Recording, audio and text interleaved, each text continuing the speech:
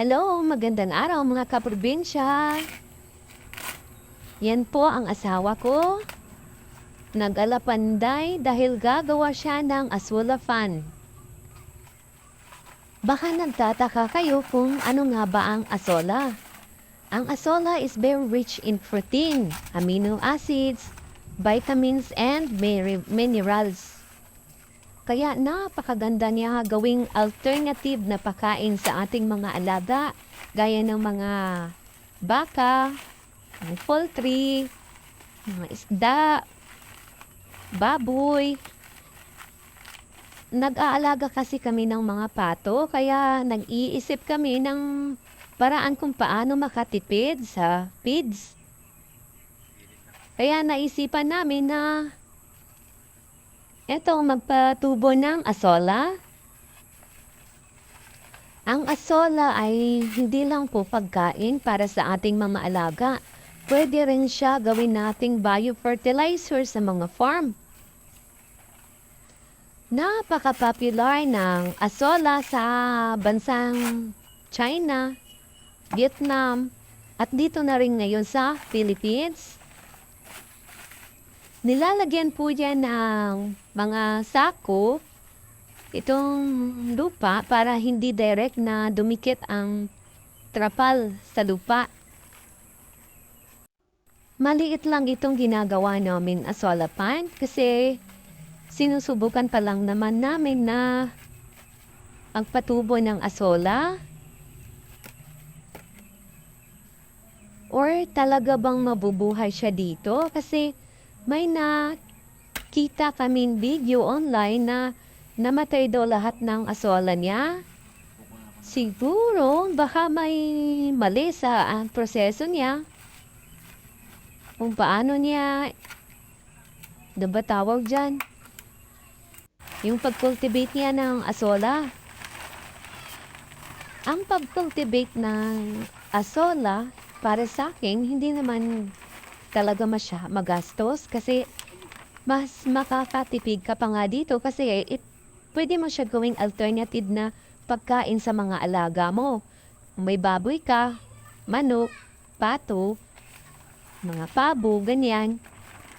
Pwede mo siya gawing pagkain nila.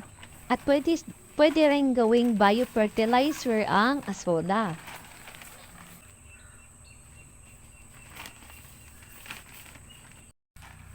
At ayan, nilalagyan na niya ng tubig. Para siguro matansya niya.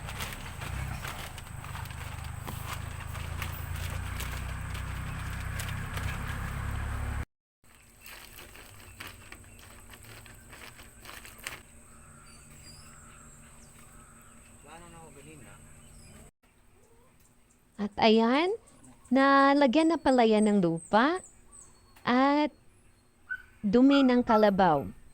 Yung yung dumi ng kalabaw na matagal na, yung nahalo na sa lupa. Eto na pala yung nabili namin na asola na 80 pesos per kilo. Dito muna namin nilagay sa palanggana, malaking palanggana. Medyo na siya, crowded na, kaya yung iba, nalanta.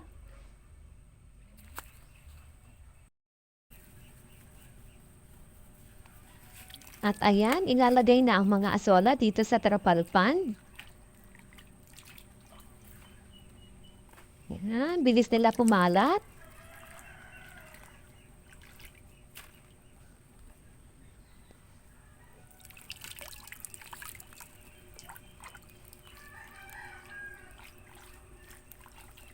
Ang half nito, half lang ito sa 1 kilo. Half kilo lang itong natira dito sa palanggana. Yung half, nilagay namin sa fish pond. Tinry namin yung fish pond, may mga tilapia. Ayun, pagka kinabukasan, ubos, walang natira. Kinain lahat ng tilapia.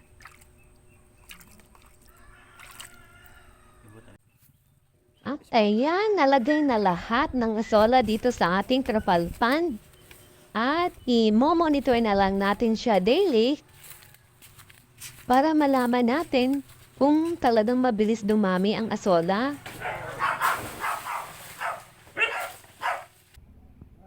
At ito na pala ang ating day 1. Medyo kumalat na siya.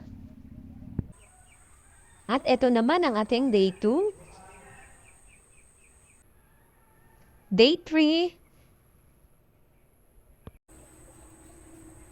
Day 4. Day 5. At ito naman ang ating day 6. Ito lang ka banda mag. At dito sa day 7, ready na po siya for harvest. Ayan. Try natin mag-harvest at ipapakain natin sa alagang pato.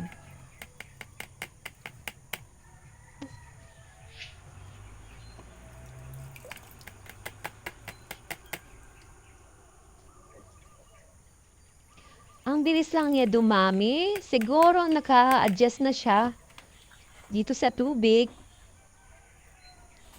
Kung mag-asola pan din kayo, dapat talaga lagyan ng dumi ng kalabaw.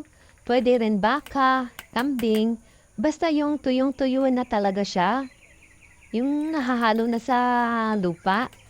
Dahil yan kasi ang magsisilbing pagkain din ng mga asola. Okay, yung pangsarap Okay mo ba? lang kung dun sa lupa talaga Tama na yun dito. ilalagay ang mga asola. Pero kung dito kasi sa Ha?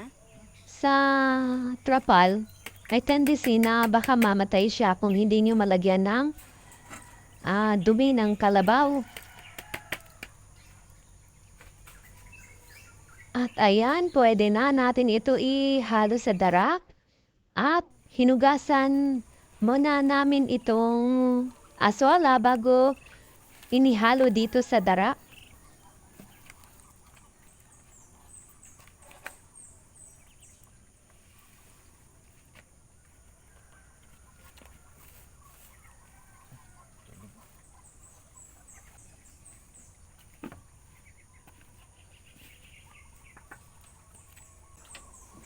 At yung tubig po, may halo po yan na umikbet, kaya ganyan ang kulay.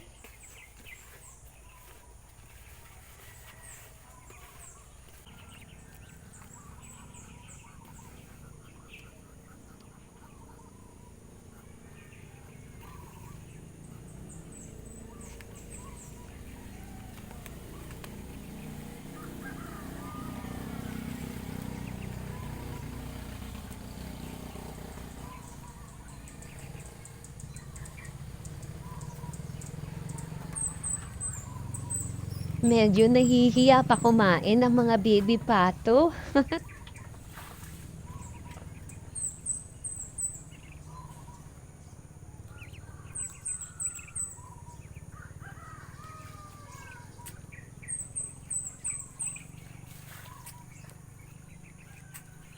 Mamaya pa yan kakain, baka busog pa.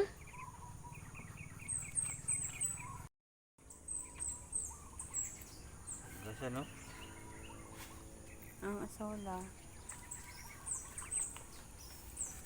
Gani, ilang.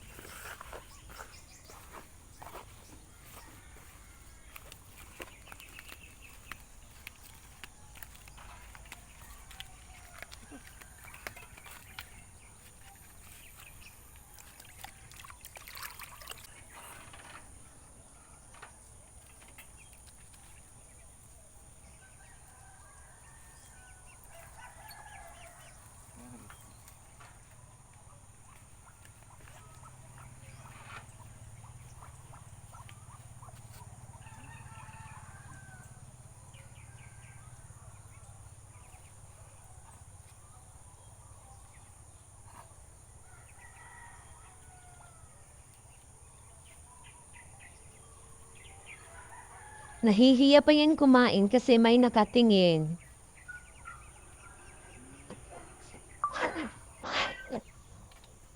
Ayan oh, kumakain na sila.